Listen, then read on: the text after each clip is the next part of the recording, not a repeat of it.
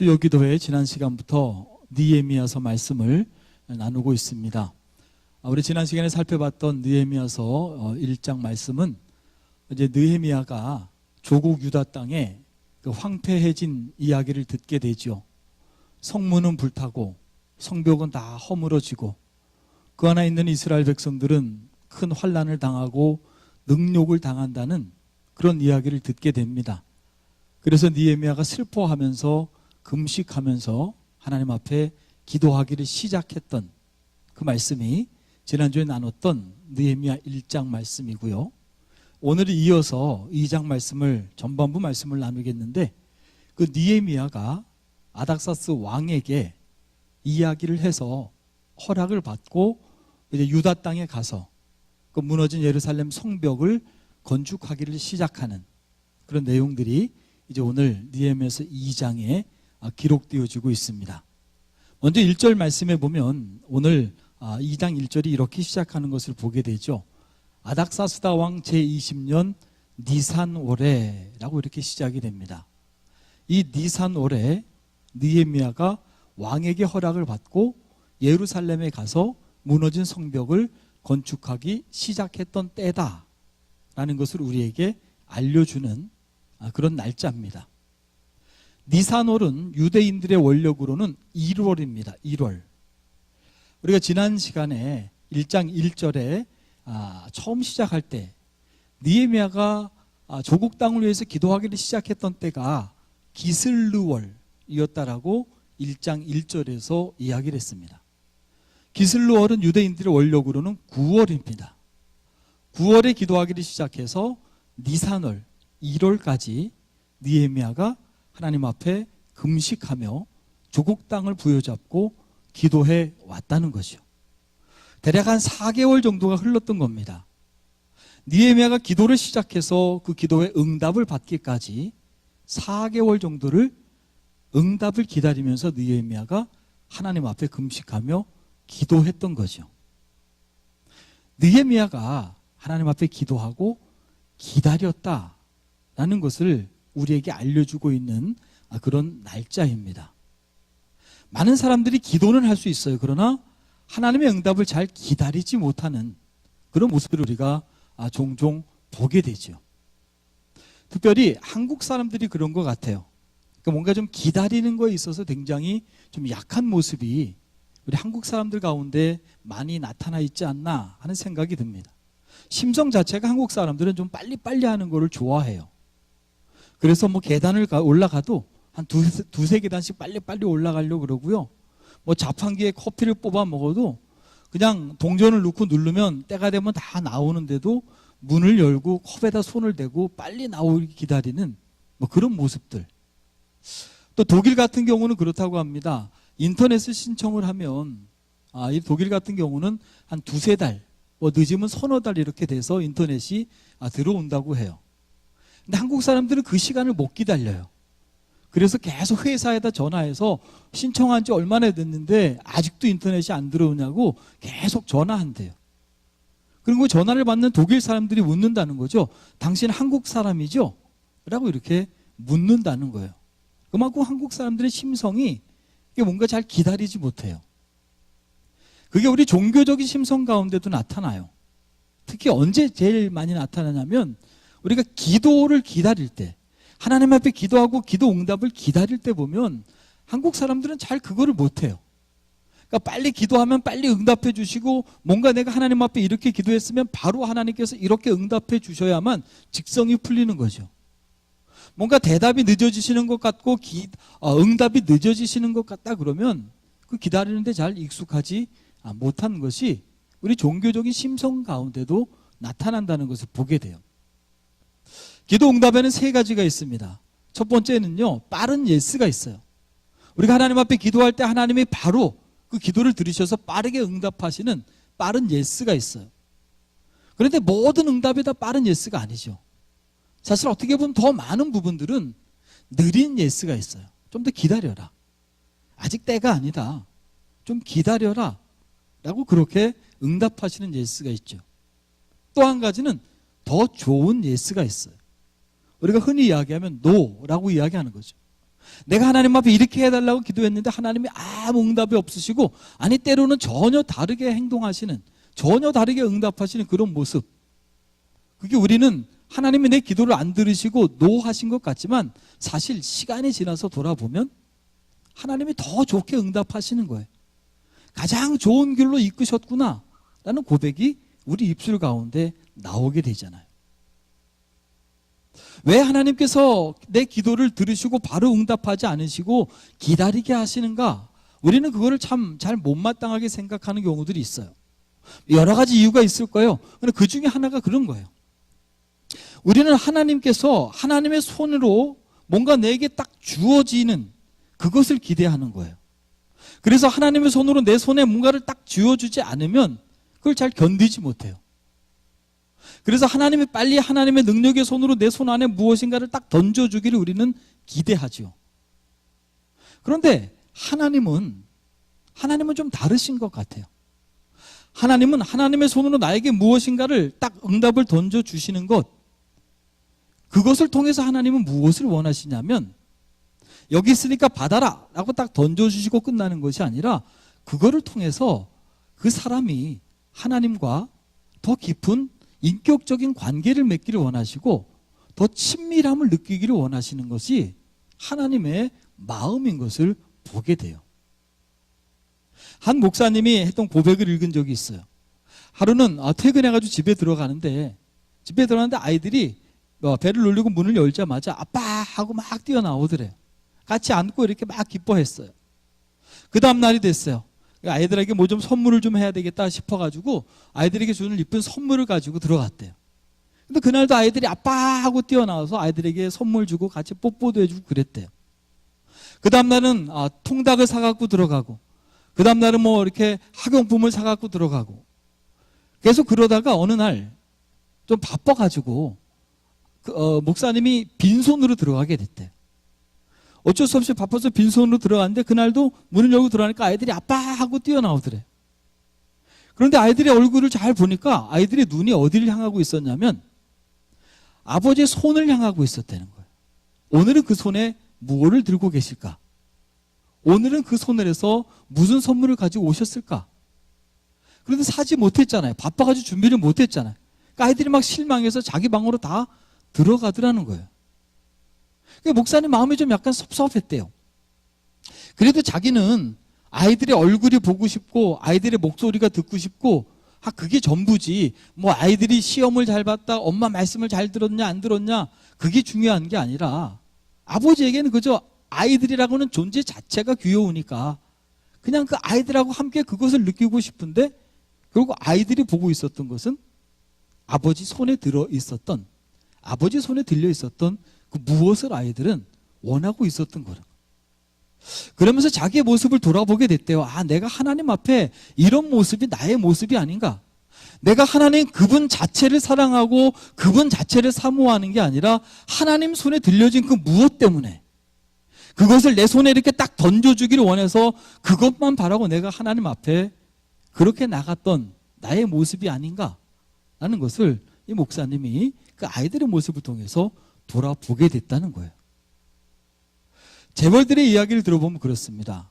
재벌가의 그 부모들은요, 자녀들에게 유산을 빨리 상속해 주기를 원치 않는데요. 그러나 반대로 재벌 2세들은요, 빨리 부모의 재산을 상속받기를 원한대요.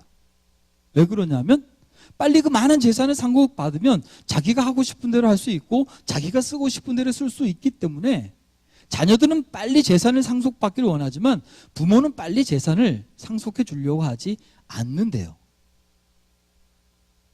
부모가 왜 그러냐면 자녀들이 좀 더 성숙하기를 부모는 기다리는 거예요. 못 주기 때문이 아니라 그 준 유산을 가지고 자녀들이 좀 더 바르게 살고 성숙하게 살아가기를 기대하기 때문에 될 수 있으면 늦게 주려고 한다는 거예요. 빨리 주면요, 빨리 자녀들에게 모든 많은 재산을 나눠주면 그 일로 인해서 더 그 부모와 자식 간의 관계가 깨어지는 일들이 더 많이 있다라는 그런 통계를 본 적이 있어요. 우리가 하나님 앞에 기도하는 부분도 이런 부분이 있어요. 우리는 빨리 하나님의 손에서 무엇인가 떨어지기를 원하고 그 떨어지는 것만 기대하고 있을지 모르지만, 그러나 하나님은 하나님이 바라시는 마음은 그 손에 던져주는 그 무엇이 아니라 그것을 통해서 우리가 하나님과 더 친밀하게, 우리가 더 하나님과 가까이 나아가기를 하나님은 원하시는 것이 하나님 아버지의 마음이라는 것을 오늘 말씀을 통해서 돌아보게 됩니다. 혹 우리가 하나님 앞에 기도하고 아직 응답이 되어지지 않은 부분이 있다 할지라도 인내하면서 하나님의 응답을 기다리며 나아가는 그런 저와 여러분들이 되어야 될 줄로 믿습니다. 하나님의 시간은, 하나님의 때는 틀림이 없습니다. 내가 봤을 때 좀 빨리 응답하시는 것 같고 내가 봤을 때 좀 늦게 응답하시는 것 같지만 그렇지 않습니다. 하나님의 시간은 정확한 시간입니다. 하나님은 빠른 시간이 없습니다. 하나님은 늦은 시간도 없습니다. 하나님의 때에 정확하게 응답하시는 것이 우리 하나님의 응답인 줄로 믿고, 혹 내가 기도했던 일들이, 기도하고 있는 일들이 아직 이루어지지 않는다 할지라도, 아직 응답되어지지 않는다 할지라도 믿음으로 인내하며 하나님과 친밀함 속에서 나아가는 그런 귀한 믿음의 삶이 되어야 될 줄로 믿습니다. 여전히 2절 말씀에 보게 되면 이렇게 기록하고 있는 것을 보게 되죠. 우리 말씀을 같이 좀 함께 읽겠습니다. 시작. 왕이 내게 이르시되 내가 병이 없거늘 어찌하여 얼굴에 수심이 있느냐? 이는 필연 내 마음에 근심이 있음이로다 하더라. 그때 내가 크게 두려워하여. 아멘. 왕이 보니까 느헤미야가 병도 없는데 얼굴에 수심이 있는 거예요. 그래서 무슨 근심이 있냐라고 이렇게 묻는 거죠. 그러니까 그 이야기를 듣고 느헤미야가 두려워했다라고 이렇게 말하잖아요. 신하는 왕에게 이런 모습을 보이면 안 되는 거죠. 왕에게 근심시킬 일을 보이면 안 되는 게 신하의 자세인 거죠. 그런데 그 모습이 어찌 보면 왕에게 보여진 거예요. 그러니까 느헤미야가 두려워하는 거죠. 심하게 되어지면 뭐 큰 벌을 받기도 하고 뭐 생명의 어떤 위협을 느끼기도 할 수 있는 사실 그런 행동과 그런 표정이었던 거죠. 그러니까 느헤미야가 두려워하잖아요. 근데 그 상황 가운데서 느헤미야가 왕에게 그렇게 이야기하는 거예요. 제가 그렇게 근심하는 이유는 내 조국 유다가 황폐해져 있고 그 성문이 다 불탔기 때문에 내가 그 조국만 생각하면 내 마음에 근심이 생기지 않을 수 없습니다 라고 그렇게 다 왕에게 이야기를 하죠. 왕이 묻습니다. 내가 무엇을 하기를 원하느냐 라고 4절에 묻죠. 그러니까 느헤미야가 하나님께 묵도하고 왕에게 5절 말씀에 보면 이렇게 대답을 합니다. 나를 유다 땅 나의 조상들의 묘실에 있는 성읍에 보내어 그 성을 건축하게 하소서라고 왕에게 그렇게 자기가 원하는 것을 이야기를 하는 거예요. 조국 땅에 보내서 그 무너진 성을 건축하게 해 주십시오 라고 이렇게 왕에게 이야기를 하는 거죠. 그러자 왕이 그 이야기를 듣고 좋게 여깁니다. 좋게 여긴 다음에 6절 말씀에 보게 되어지니까 그런 이야기를 하죠. 언제 어떻게 갔다 오겠느냐라고 좀 자세하게 물어요. 그러니까 그 이야기를 듣자마자 느헤미야가 6절과 7절, 8절의 말씀에 보면 이렇게 대답을 해요. 내가 기한을 정했다라고 이렇게 이야기를 하죠. 기한을 정했다는 것은 언제 갔다가 언제 올 건지 시간 계획을 느헤미야가 이미 다 세우고 있는 거예요. 7절 말씀에 보니까 강 서쪽 총독들에게 조서를 써달라라고 이렇게 이야기를 해요. 오가는 길을 잘 갔다 올 수 있도록, 시간에 차질 없이 잘 다녀올 수 있도록 왕이 조서를 좀 써주십시오 라고 이렇게 부탁을 하죠. 이미 느헤미야의 머릿속에는 오고 가는 길에 대한 그런 준비들을 이미 하고 있었던 것을 우리에게 보여주는 거예요. 8절 말씀에 보면 살림감독 아삽에게 제목도 좀 이렇게 가서 사용할 수 있도록 나무들도 좀 갖고 갈 수 있도록 그렇게 좀 허락해 주십시오 라고 이야기를 하죠. 이미 느헤미야의 머릿속에는, 그 생각 속에는 어떻게 갈지, 언제 갈지, 가서 어떤 나무로 무엇을 해야 될지 이미 다 계획하고 이미 다 준비하고 있었던 느헤미야의 마음을 우리에게 보여주는 말씀인 거예요. 지금 이 시간이요, 이미 느헤미야가 왕에게 브리핑하기 위해서, 설명하기 위해서 다 준비했던 시간이 아니에요. 그냥 왕이 느헤미야의 얼굴을 보고 근심이 있는 것 같으니까 물었던 때인데 느헤미야는 이미 다 계획하고 있었던 거예요. 이미 다 준비하고 있었던 거죠. 느헤미야는 기도만 하고 있지 않았다는 거예요. 기도만 하고 놀고만 있었던 것이 아니라 하나님 앞에 열심히 금식하며 기도했지만 그건 못지않게 이미 다 아주 세밀하게 아주 세세하게 다 계획하고 준비하고 있었던 느헤미야의 모습을 이 말씀을 통해서 우리에게 보여주고 있는 거죠. 코브라 효과라고 하는 그런 말이 있대요. 예전에 영국이 인도를 통치할 때 있었던 일이랍니다. 인도에 워낙 코브라 뱀이 많은 거예요. 그러니까 워낙 위험하고 독하니까 많은 사람들에게 위협이 되어지는 거예요. 그래서 영국 총독부에서 한 가지 묘안을 이렇게 짜냈답니다. 그래서 인도 백성들에게 이야기를 했는데 어떤 방법이었냐면 코브라 목을 잘라오면 돈으로 보상을 해주겠다라는 그런 정책을 발표했다는 거예요. 그래서 인도 사람들이 코브라 목을 잘라갖고 오는 거예요. 근데 생각보다 많이 잘 나오네요. 그래서 이제 이 영국 총독부에서 그렇게 생각을 했다는 거죠. 얼마만 지나면 이제 코브라가 다 없어지겠구나 라고 이렇게 생각을 했다는 거예요. 근데 시간이 흘렀어요. 이제 곧 없어질 것 같던 코브라가 안 없어지네요. 오히려 점점 더 많은 코브라 목을 가지고 오더래요, 인도 사람들이. 그래가지고 이게 도대체 어떤 일인가라고 생각해서 영국 총독부가 조사를 해봤더니 인도 사람들이 코브라 목을 잘라다가 보상을 받기 위해서 집에서 코브라를 키우는 거예요. 집에서 코브라를 키워가지고 잡아서 보상을 받고 또 코브라를 키워서 잡아서 보상을 받고. 그러니까 영국 총독부에서 안 되겠다, 이걸로는 도저히 해결이 불가능하겠다 라고 생각하고 그 방법을 철회했대요. 그랬더니 어떻게 돼요? 인도 사람들이 코브라를 다 바깥으로 내다버리니까 오히려 더 큰 문제들이 발생했다. 그게 코브라 효과라는 이야기를 해요. 어떤 문제를 해결하기 위해서 방법을 제시를 했는데 그게 졸속 정책이 된 거예요. 오히려 더 큰 문제가 생겨난 거죠. 그래가지고 오히려 더 많은 문제들이 생겨나는 그런 효과를 바로 코브라 효과라고 그렇게 이야기한다는 거예요. 우리가 교회 안에서도 하나님의 일을 감당하는데 보면 제가 봤을 때 그런 것 같아요. 크게 두 가지인 것 같아요. 어떤 분들은 기도만 하면 돼. 계획은 무슨 계획이야? 계획한 대로 되냐? 라고 이야기하면서 기도만 열심히 하는 분들이 있어요. 근데 그렇게 되면 어떻게 돼요? 결국 세밀하고 미세한 부분에 가게 되면 계획하지 못했던 문제들이 발생을 하게 될 수밖에 없는 거죠. 그래서 리더십의 대가인 존 맥스웰은 그런 이야기를 해요. 아무것도 계획하지 않는 사람은 실패를 계획하는 것과 같다라는 이야기를 해요. 아무 계획하지 않으면 결국 그거는 실패를 계획하는 것과 같다라고 그런 이야기를 하죠. 또 한 부류의 사람들이 있는 것을 보게 돼요. 어떤 사람이냐면 기도한다고 뭐 다 되냐? 계획을 잘 세워야지, 준비를 잘 해야지 라고 이렇게 생각하고 기도는 하지 않고 계획만 잘 세우는 거예요. 준비만 아주 열심히 하는 거예요. 어떻게 돼요? 별 문제는 없는 것 같아 보여요. 그러나 그렇게 한 일은 결국 어떤 역사가 없잖아요. 감동이 없고요, 열매가 없어요. 일을 진행하는 데는 어려움이 없을지 모르지만 그러나 그 일을 통한 열매를 거두기가 어려운 거죠. 어떻게 해야 돼요? 기도해야죠. 열심히 기도하고 또 어떻게 해야 돼요? 느헤미야처럼 계획을 아주 잘 세워야죠. 준비를 잘 해야죠. 결국 그 일을 통해서 하나님께서 하나님의 역사들을 더 잘 이루어 가시고 하나님 앞에 더 큰 영광이 되어진다고 하는 것을 이 느헤미야의 이야기를 통해서 오늘 우리에게 전해주고 있습니다.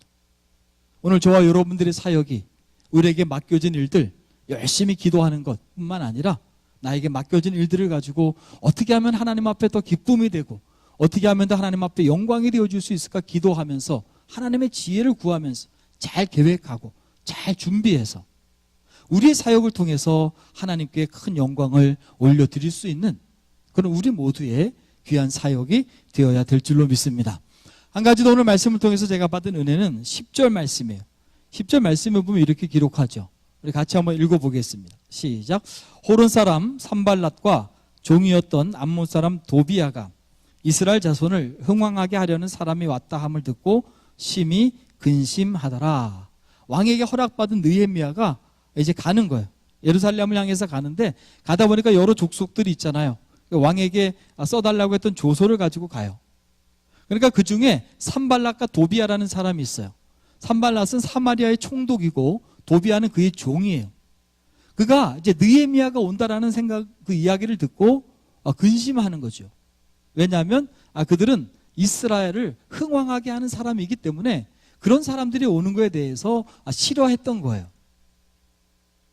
그래서 이 산발락과 도비야가 오늘 본문뿐만 아니라 이제 2장 후반부에 보면 한 번 더 나오게 되어지는데, 산발락과 도비야가 결국은 느헤미야가 하는 일들을 방해를 하는 거예요. 이스라엘 백성들이 흥왕하게 되는 것을 두 눈으로 볼 수가 없는 거죠. 그래서 방해를 해요.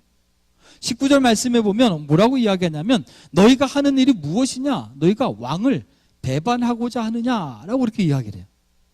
너희가 성을 견고하게 잘 쌓고 결국은 아닥사스 왕을 배반하려고 하는 것 아니냐라고 그렇게 모함을 하는 거죠. 방해를 하는 거예요. 그것뿐만 아니라 더 나아가서 4장 8절 이하에 보게 되면 이제 느헤미야가 열심히 성벽 재건의 역사들을 감당하니까 그들이 그런 이야기를 하는 거예요. 우리가 쳐들어가서 저들을 치자. 그들을 요란하게 하자. 그러니까 방해하려고 하는 거죠. 그러니까 느헤미야가 어떻게 하냐면 한 손에는 쟁기를 들었어요. 또 한 손에는 병기를 들고, 양손에 쟁기와 병기를 들고 열심히 성벽 건축의 사명을 감당하게 되죠.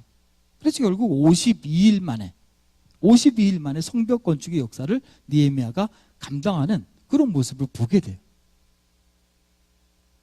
이 산발락과 도비야의 이야기를 통해서 우리가 한 가지 생각해 볼 수 있는 것이 있어요. 그게 뭐냐면, 우리가 하나님 앞에 열심히 기도했어요. 그리고 아주 치밀한 계획을 잘 세웠어요. 그러면 모든 게 다 끝이냐? 그렇지 않다는 거예요. 우리가 열심히 기도하고 아주 세밀한 준비와 계획들을 세웠어요. 그러나 그럼에도 불구하고 또 장애물은 있다는 거예요. 또 방해꾼들은 나타나게 되어진다고 하는 거죠. 어쩌면 우리가 더 잘하면 잘할수록, 우리가 더 열심히 하려면 열심히 할수록 오히려 사단은 그냥 두질 않잖아요. 우리 앞에 또 다른 장애물들로 우리의 가는 길을 가로막으려고 하고 있다는 게 우리 산발락과 도비야의 이야기를 통해서 우리에게 주는 그런 생각들인 거예요. 이런 상황에서 느헤미야가 어떻게 합니까? 느헤미야가 20절 말씀에 보게 되면 이렇게 고백을 해요. 하늘의 하나님이 우리를 형통하게 하시리니 라고 고백하고 선포를 해요. 비록 지금 방해하는 사람들이 있어요. 장애물이 있어요. 그러나 느헤미야가 생각했던 것은 그 장애물이 중요한 게 아니었어요. 그 장애물이 얼마나 크냐, 장애물이 얼마나 작냐, 방해하는 사람들이 있느냐, 방해하는 사람들이 없느냐, 느헤미야의 관심은 거기에 있지 않았어요. 느헤미야는 관심이 우리 하나님 앞에 있는 거예요. 하나님이 형통하게 하시면, 아무리 누가 방해한다 할지라도, 아무리 큰 장애물이 생긴다 할지라도 하나님이 형통하게 하시면 능히 그것을 이기게 하실 것이다 라는 그런 확신을 가지고, 그런 믿음을 가지고, 그런 신뢰를 가지고 이 느헤미야가 나아갔던 거예요. 하나님이 형통하게 하시면 아무리 큰 장애물도 이기면 나아갈 수 있지만, 하나님이 형통하게 하지 않으시면 아주 작은 방해물 앞에서도 결코 꼼짝할 수 없는 것이 결국 우리네 인생이 아니냐, 우리의 모습이 아니냐 라고 하는 것을 느헤미야가 고백하면서, 하나님이 형통하게 하시면 능히 이 모든 것들을, 모든 장애와 모든 방해를 이기며 하나님의 역사를 감당할 수 있다고 하는 그런 믿음의 선포를 지금 느헤미야가 하고 있는 것을 보게 됩니다. 느헤미야가 52일 만에 성벽 건축의 역사들을 감당할 수 있었던 이유는 장애물이 없었기 때문이 아니에요. 방해하는 사람들이 없었기 때문이 아니에요. 장애물이 있었음에도 불구하고, 방해꾼들이 있었음에도 불구하고 하나님이 형통하게 하셨기 때문에, 하나님의 손으로 형통하게 하셨기 때문에 그가 자기에게 맡겨진 성벽 건축의 귀한 사명을 감당할 수 있게 된 줄로 믿습니다. 하나님이 오늘도 저와 여러분들과 함께 하십니다. 오늘도 하나님의 능력과 권능의 손으로 우리의 삶을 형통하게 인도하시는 분이 오늘 저와 여러분들이 믿는 하나님인 줄로 믿습니다. 우리가 기도하고 계획하고 준비하며 나아갈 때 혹 장애물이 있다 할지라도, 그러나 그 장애물보다 더 중요한 건 하나님의 형통케 하시고 하나님의 손으로 나의 삶을 형통케 하심을 신뢰하며 그 하나님을 온전히 의지하고 그 하나님의 역사들을 기대하며 기도하며 나아가는 귀한 믿음의 삶이 되어지시기를 주님의 이름으로 축원을 드립니다.